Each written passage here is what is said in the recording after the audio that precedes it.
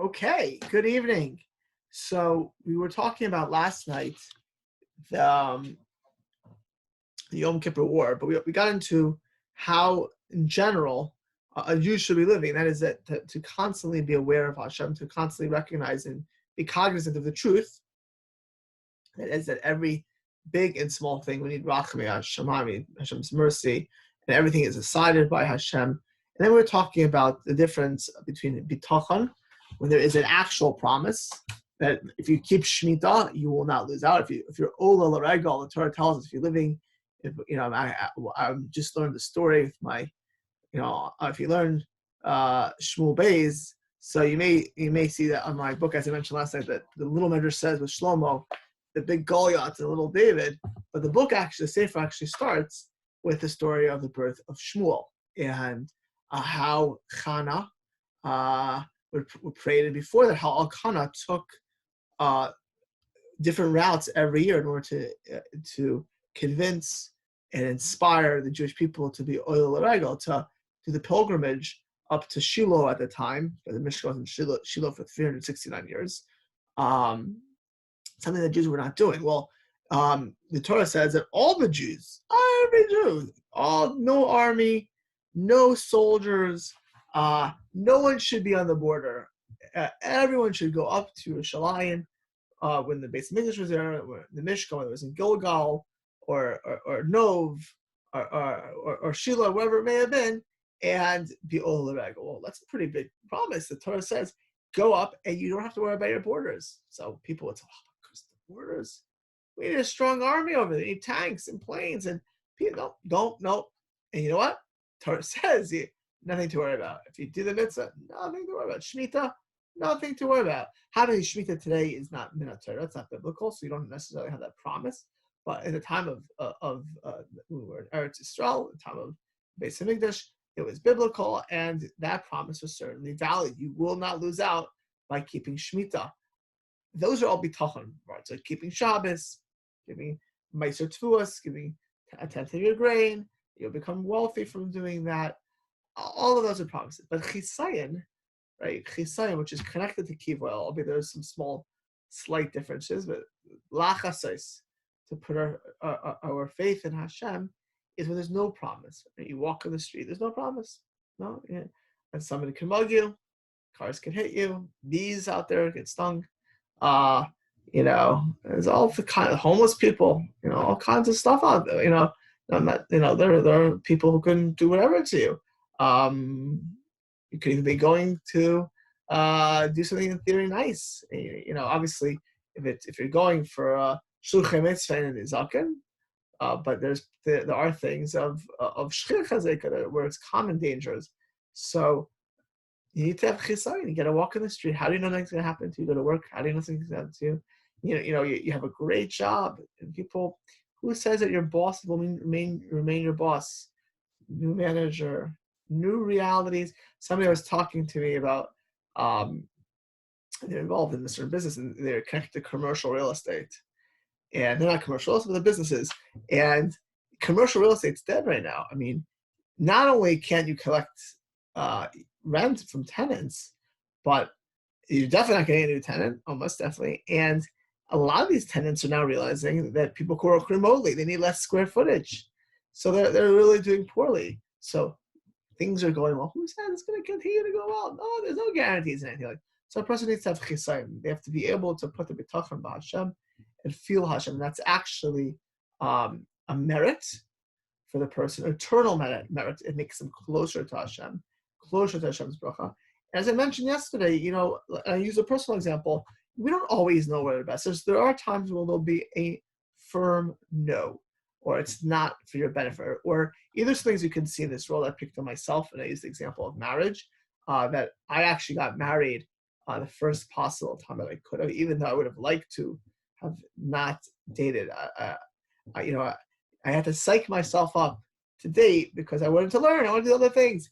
And now, once I did it, of course, I tried. And this is for all of us in life. We always make the best of our situations. I do things now all the time with my kids I would not choose to do. But once I'm doing it, I'll try to enjoy it. One of the most painful things I ever did is I went to Disneyland with my daughter, Sima, Echad at least went to go to museums for 8th grade graduation. Sima, Disneyland. I was first of all, I'm too old for Disneyland.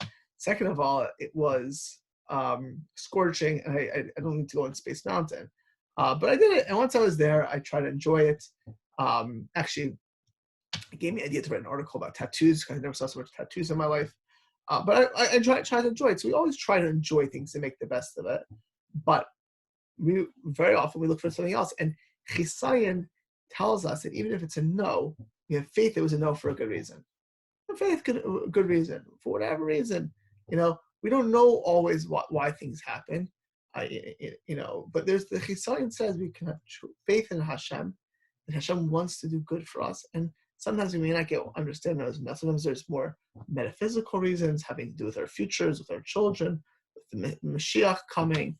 There could be other reasons as well, but there's always a reason. It's always with justice and kindness and rachamim, and that allows a Jew to have a chisai. And as I mentioned last night before we go back, that I believe that the world that we're living in today, and I honestly, when I started this Bitachon share a little bit more than 2 months ago, when COVID first shook the world and shook us and changed our realities, I mentioned that with all of this was not only a Bitachon would be a calming, give us tranquility, but it's a tremendous opportunity to come close to Hashem, and the strong reality of our matzah, our situation is that for the foreseeable future, there will be no guarantees. I don't think nothing. I mean, there's very little guaranteed right now. Not in the economy, not in personal health, not in the stability of this country or the world. There's a lot of people going to be forced. Now, it's always the case that you have to totally rely on Hashem, but we can fool ourselves. And now, that mask at certain level of comfortability and tranquility is off. And for people to be able to make business decisions, family decisions, personal decisions, to live life, to enjoy life. I literally, I had a conversation this afternoon with a person going through real tests in life and real challenges. And I said to them, they said to me they had this experience for many years. And I said, they're about approximately the age my grandparents were when they survived the Holocaust and started their lives over. And I said what I've said before, that your life is ahead of you. My grandparents, I have tremendous hakaras hatov, tremendous gratitude that I live the life that I live because they chose to live. And I often think about my grandmothers in particular. One of my grandmothers is a Shabbos, whose name was Ruda Rus, who passed away the same day she heard Megillas Rus that night. My other grandmother, who Mamish passed away at 100. My God, three, who lost her first husband, her parents, siblings, grandparents, cousins, all murdered. My half aunt, who had a child in 1942 in Poland, had to give the child up, had to then try to get it back it was given from person to person, from an anti-Semite who called my grandmother a witch in the courts of Poland, who were anti-Semitic after the Holocaust, who then had to be in DP camps for 4 years, come to America not knowing a word of English, and start her life over again. You should say thank God for every day. And I told this person, like, you have a life ahead of you. You need to be able to enjoy life. And I think I think about that during Corona. Like, thank God for every day. It's very challenging now for many people. If you have kids home, and I say the kids because I know a lot of people who have kids in school or kids home. They can't see friends. They can't have play dates. I've heard the complaints around. I'm experiencing it myself. It's very challenging. Especially, not here, but people in New York or apartments. Actually, people here too, as well. I should say that here as well. It's really challenging apartment. You can't really go most places. It's easy up a little bit, but now the other people can't see their grandchildren. They're uncomfortable going out, uncomfortable seeing people. close loved ones, scared to go to the routine. Some people would go to kosher gyms or exercising and not able to do that now, or go swimming and they can't go swimming now. Whatever it is, there's a lot of restrictions, and every day is really a gift. And the only way a person today certainly it could truly be freilich, truly be happy, is with Bitachon, and in our case, Chisayon, seeing Hashem and feeling the love of Hashem. And then really for the foreseeable future, that is our avodah. That's going to be our service of Hashem, to be able to live life. And that's going to be for everyone, after making responsible, intelligent decisions, which we're obligated to do. We can't just say, jump off a bridge and say, God save me. Not physically, not spiritually, not health-wise, and not financially. So we're obligated to do our utmost to make wise, intelligent, rational decisions which make sense. We're going to need chisayon. That's where we left off. So now I'm going to connect a little bit back more to the war. Yeshua's Hashem. This actually, I realized that by now they had been winning. They started to win the war. First, they survived. They survived literally annihilation, and then they started to win. Now, of course, everyone likes to point out there were some miraculous things that happened. Of Kissinger sending weapons, which was like Nixon was drunk the whole war. It's just the minutes now were released a few years ago of Nixon. Watergate was going on. I mean, there's a million things. There's all kinds of, Russia wanted to get involved. I mean, all kinds of miracles. In that case, beyond the first day or two miracles that a few people fought, masses of people. Ariel Sharon was a Bista Meshugana, was always a crazy man. And he had this great move. He ended up circling the Third Egyptian Army. It was all Hashem. And this war is ba'ofen shayna because there's so many things that could have and should have went wrong and didn't. Is ba'ofen shayna l'chalakas ki yecholas hamid shalanu keneged. He says it flat out. Is the only way we stood up to our enemies. Now, like the 67 war, we're rejoicing, they're strutting, they're dancing, they're blowing. The only way we survived is Azara Hamiyuchedes was only because of the specific assistance of the United States, Shalat Sabris. Menachem with weapons and supplies, right? They ran out of weapons. Right? Israel had run out of weapons. Gamsim hakrovos v'nitzchonis nichpa alenu ayedei hamamot, and even how the war would end, we're being forced to end. It's not over yet up at this point, but what was going to force the end of the war was not Israel's decision, was not the surrender of Egypt and Syria.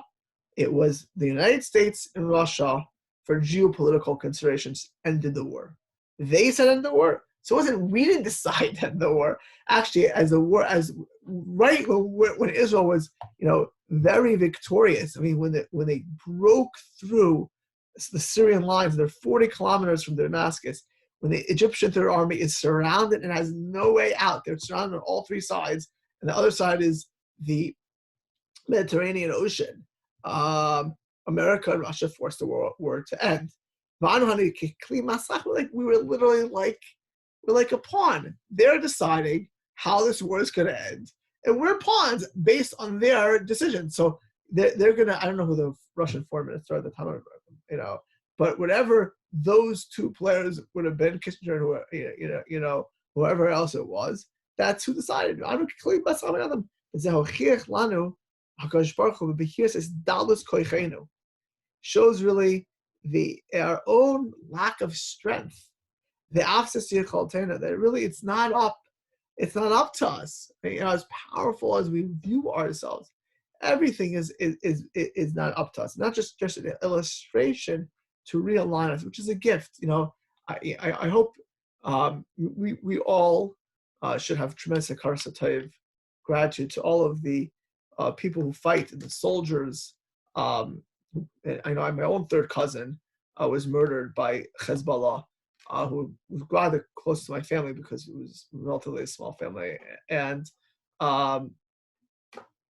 it's close to my wife's family, which is massive. But at the end of the day, these soldiers, those who fight, have a tremendous mitzvah. And so if they lose their lives, this tremendous eternal merit for them. And we need to have gratitude to them. And the Israeli army should and must do everything they need on an intelligence thing, but it's not us, right? It's completely, totally beyond Hashem.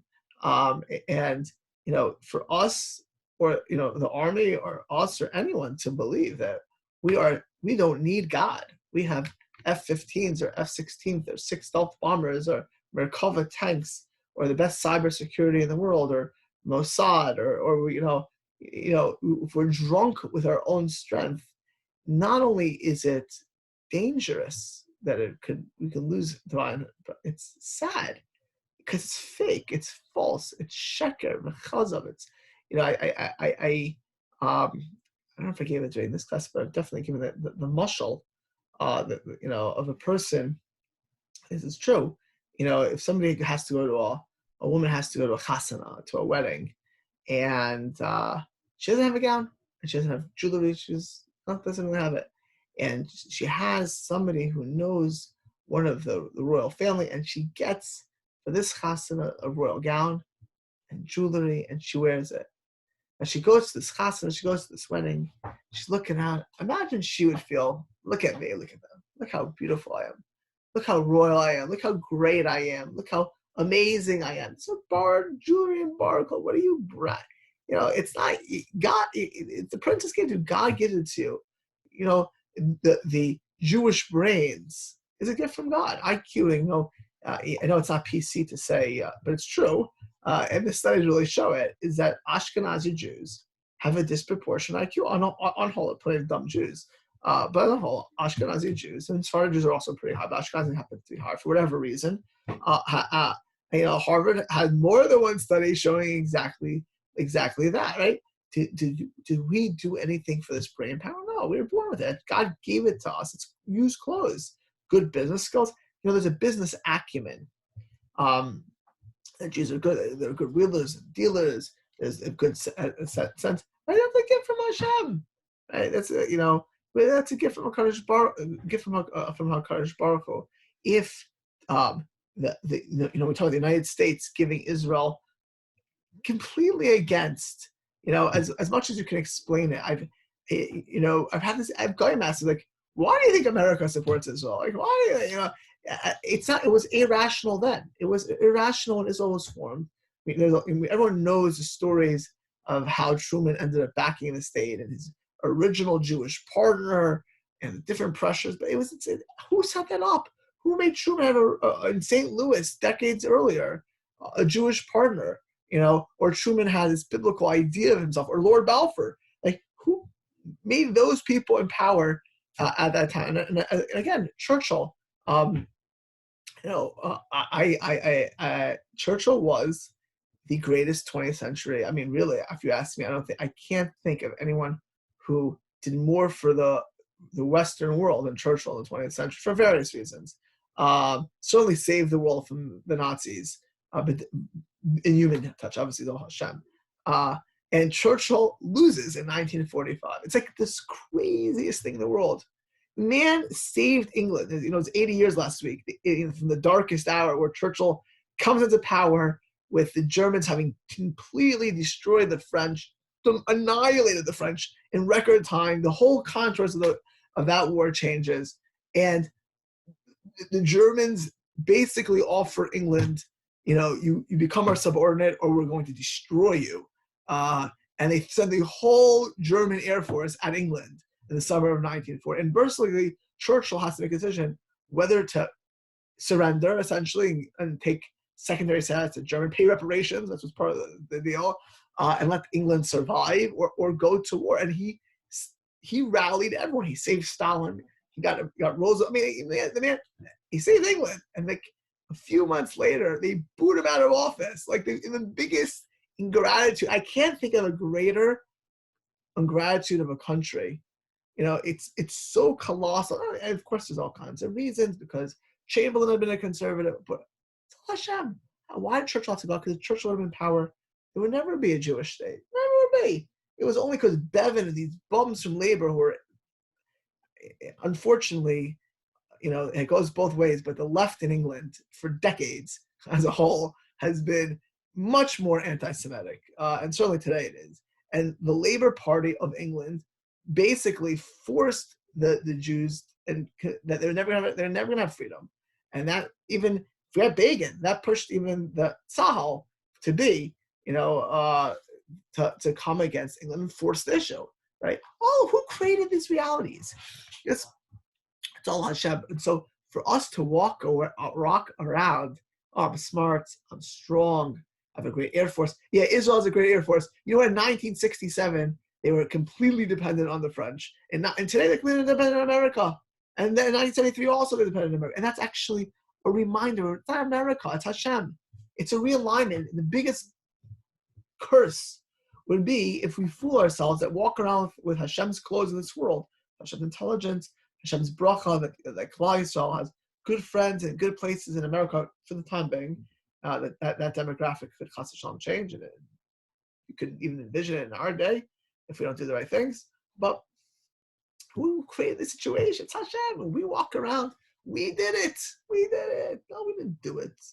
That was the 73 words. It was a gift, by the way. Do you know what would happen if Israel would just say we did it and forget about Hashem? Do you know what would happen, chas v'shalom, to the ruchnius of spirituality, forgetting about HaKadosh Baruch Hu, completely living in a world like when I go to San Francisco or New York City, most of these liberal beacons of, if I go to a conservative place, I see they believe in God.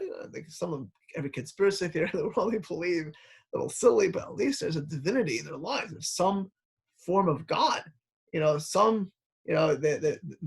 God you're trying. You see a person never thinking anything about metaphysical, divine. Like, what a tragedy. You imagine a kid in a house never seeing its parents, never talking, never thinking where they come from, why they're here, what's the purpose? Nothing. On it. Nothing. And it's the Yom Kippur War, the way it started and the way it ended and how we were saved is all there to teach us that we're completely at Hashem's mercy. All of us, everyone on this call, anyone who ever hear this share, it should never be a day in our lives, never be an aspect of our lives where we feel we have anything guaranteed and we do not need Hashem. To breathe the next breath we're going to breathe, that our brain should work, that our eyes should see, that our ears should hear, that our heart should beat. We need tremendous rachmei shamayim. We need to, and it's a gift to think about Hashem. It's a gift to have that awareness and appreciate, and then you can love and fear Hashem then. Because Baruch Hu gam hamechesh that's a pasuk. Now this gets a little bit more beneficial. It's actually an amazing pasuk. The pasuk says in Mishlei, Paul Gemai Lev Melech Biad Hashem. Now there's a special reality King Solomon brings down by kings and leaders, because whoever is the king, whoever is the leader, now we're obligated to pick the best president if we can vote or support the best leaders, but they're deciding hundreds of millions of people's lives, right? Hundreds of millions of people, and millions of Jews very often, like let's say in America. Do you think Hashem is going to completely, that from now on, the future is in the hands of Donald Trump, of Barack Obama, Bill Clinton, George Bush? They're going to decide consequences. No, that's not happening that way. They're not going to. Now, again, if we choose certain leaders, we're going to be stuck with the goods and the bads, or whatever that's going to be. But they're not, anything that doesn't fit in the divine plan cannot happen. Therefore, it's polka. It's a special thing. Usually, free will is from the greatest principles of this world, and in general, to take away free will is against the general law of nature. But built in from the beginning of time is a polygamy Leiv Melech Hashem, is that a king his polygamy I'll call the whole purpose story that Achashverosh, who is an anti-Semite, who the whole Megillah starts with him taking out the vessels of the Beis Hamikdash, partying, and the Beis Hamikdash are never going to be rebuilt, right? Having orgies, all kinds of stuff over there, trade for wine, trying to get the Jews to sin. Right? This is the man who his son will let the Jews go back, but ultimately puts Mordechai in charge of the viceroy of the country, like completely against the whole reality. If he wasn't Hitler, he was Stalin. Okay, all of a sudden, not does he just pick any Jew. Even Mordechai, one of the Sanhedrin, one of the Anshe Knesset Gedolah, is the number 2. He picks the Chavetz Chaim to be his number 2. Stalin, right, puts the Chavetz Chaim. Hitler puts the Chavetz Chaim. You know what that is? The Achashverosh puts Mordechai as the number 2, puts out his scepter. It's because it's pogging out Mount. Achashverosh is not supposed to kill the Jews. And so whatever, even him, right? I mentioned Nixon and Kissinger. Nixon was an anti-Semite. I happen to think on a foreign policy is probably one of the best presidents this country ever had. He may have been corrupt, whatever. He was largely because of the stuff he did. And for those who live in 1972, he destroyed the Democrats in 1972. No, he was no lover of the Jews. We have records of that.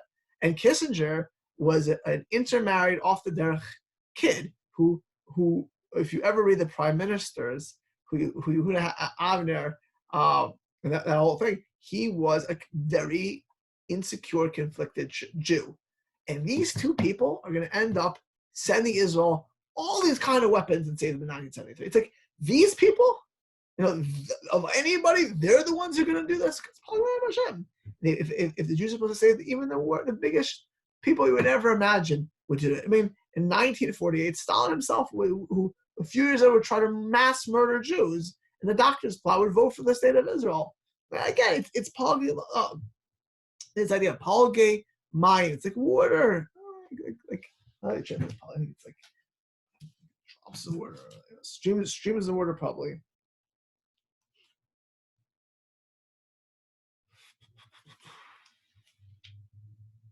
Like streams of water is the heart of a king in the hand of Hashem. Wherever he wishes, he so desires it. Here's a big art scroll. Because a king's choices affect so many people, God may intervene to direct them, as a farmer might direct the flow of a stream to irrigate his fields. Okay? Right? So this is a concept. And in here we saw the same word.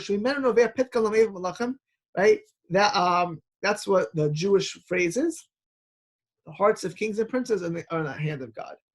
Rabbi Yonah says in Mishnah, in Proverbs, because many people are at the hands of a king. And he could make those who live and kill and die. Lahara ulahetiv, for the good and the bad. Shomer Hashem eslibo. He will do. A king will only be at the gezeras of Hashem. And by the way, what did Mordechai do? Now, of course, he sends an Esther to go into Achashverosh, but the main salvation, and Esther would fast, of course. The main salvation of her was tshuva, because what will be with Achashverosh will be up to Hashem. What we'll do, right? What we'll do will ultimately affect it, because Achashverosh are all they're just shluchim shel Hashem. Hey, 1 second, he can. Now there are plenty of Roman, Babylonian, Persian kings that were assassinated and killed and died. And Achashverosh was heavy, could have had a heart attack. 1 second he can disappear. 1 second Hashem could change his heart. And therefore, Mordechai's main thing, if you look at all the Gemaras and the Chazals, there was fasting, was tshuva, getting the kids, davening, yeshivas, learning, all of that. That is the ultimate response, because it's not Achashverosh and it's not Hitler, it's not Stalin. It's going to be HaKadosh Baruch Hu. Now again, he still said Esther. We have to. I think I started in the pre-game show over here before we went on tape about the political situation. You have to be politically savvy. You can't be a kamikaze. They do our part, but it's if we call and give public comments or do successful, that's not us. It's just a shtadlis. It's Hashem. It's all Hashem. So Shomer Hashem's libo shlo yitrak like us is gzeres Hashem yitzbarach. It's proper that our hearts should be to fear Hashem and not the wrath of the king. Hashem yivakesh rachamim. The elam yitzap of Yisayinam. You are mata lev hamelech lekasher yachbot. He'll turn the king. Kasher yita adam palgemam. Just like a farmer will change the stream, so too the king has a note over here. The Malbim, which is I said earlier, the Malbim, the Meir Leibush Malbim, who was one of the greatest 19th century sages, who was the Rav of Bucharest, Romania. He was, and one of the greatest sages of the 19th century. he says that the decisions of kings and leaders are against the general principle of bechira. They still have free will, right? If you elect a bum, whoever that bum may be, then you do that, or the bum comes into. For most of our history in Kehillas, we did not have a choice who were our leaders. We had a choice where to live to a slight extent. Usually we didn't have so many options that we could bear to travel, but we didn't pick our leaders. But if we pick a leader, pick a leader. But it's still, any leader doesn't have true bechira, doesn't have true fear, because they can't, people always say, oh, who go ahead and push the button, start with World War III. And there's an element of truth to that, but it's mostly false, right? Hashem is not going to let the world get destroyed because you have an impulsive or senile or dangerous or whatever it may be person, or just, when I was younger, my daughter is reading in school a book called Fahrenheit 4051, I think 41, right? I read that book when I was in sixth grade, but also in sixth grade, I read Catch-22. Catch-22, right? And, the old Cold War books, these planes the bombers going the wrong thing, they're going to bomb Moscow, they're going to bomb New York, Catch-22. That can never happen. It's not like those mistakes aren't going to happen, because it has to be Ratzon Hashem. And he says the President of the United States that helped us so much. He says,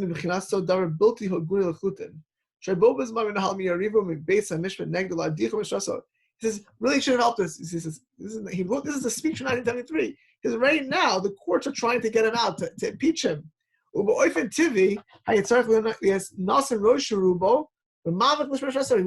focusing on his own office. Where is he sitting there shipping all kinds of weapons to Israel?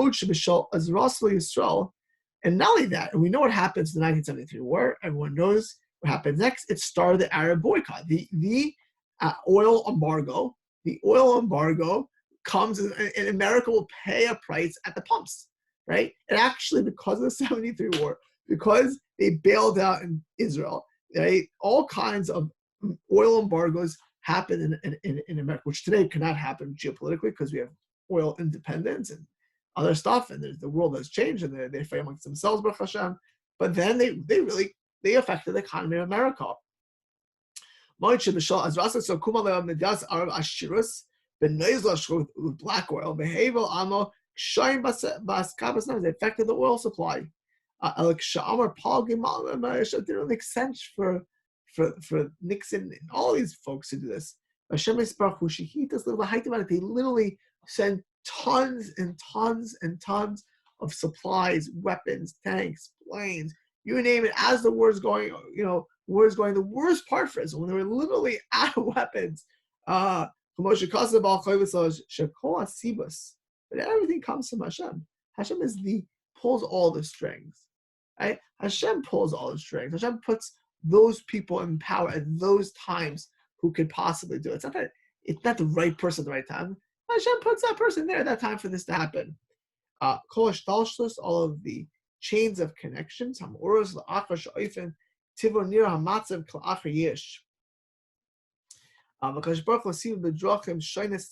makes it different things.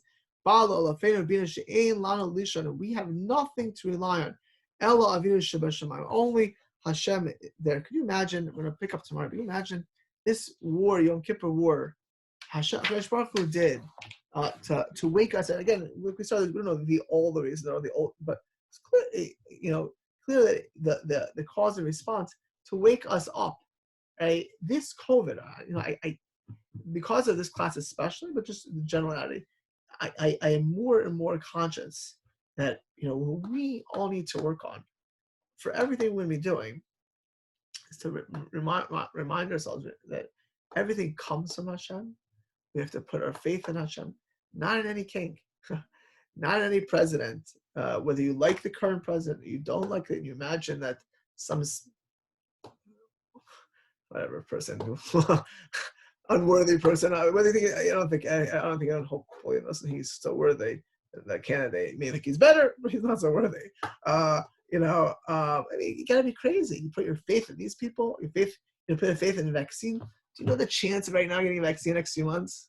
I honestly, I pray for a vaccine, but at some level, I feel like people just putting their faith in science. Like, there's no guarantee. I just today that they call her the bat lady, this Chinese scientist, said this is nothing. There could be even worse. You put your faith in people, put our faith in Hashem. It really, more than anything else, this should transform us. We need Bitachon now. It should transform us so we're supposed to live in the best of times, right? Bitachon, Chisayim, this is the bread and butter of Yiddishkeit. And I mentioned a while back, when you learn Tehillim, or you say Tehillim, it strengthens it. You read Tehillim. Everything we've said, times many millions, because David Melech was the ultimate Baal Bitachon, is there. That's the essence, that's the kishkas of a Jew, the heart of a Jew. So, again, we should live vicariously from the Yom Kippur War, but we're living that way today. And there's a tremendous opportunity in our day in and day out to really realign ourselves, who really runs everything in the world, and more specifically, how everything in our own life was, is, and will be decided. And we have that. We know how Kadosh Baruch Hu is Malach Chesed V'Rachamim, and He runs everything in the world. We can put not only a Bitachon, but a Chisayim Hashem. And if we have that, we will not only be as Hashem, be materially and spiritually successful today and tomorrow, this challenging and dangerous period, but for the rest of our lives. And as I mentioned a few weeks ago, even in the world of truth, even in the ultimate world, even in Olam Haba, our essence will be one of trust and faith. We'll hold here tonight, and we will pick up tomorrow night. For some reason, it does not let me unmute you anymore, but you can unmute yourselves, and I wish everyone a good night, and we'll pick up tomorrow, okay? Be well, keep smiling, and we'll pick up. And really, we should look at this as a really unique opportunity to realign ourselves. And I repeat this, but as much as I say it, we need to hear it more. Okay, be well. Thank you. Good night. Good night. Thank you. Thank you, Rabbi. Good night.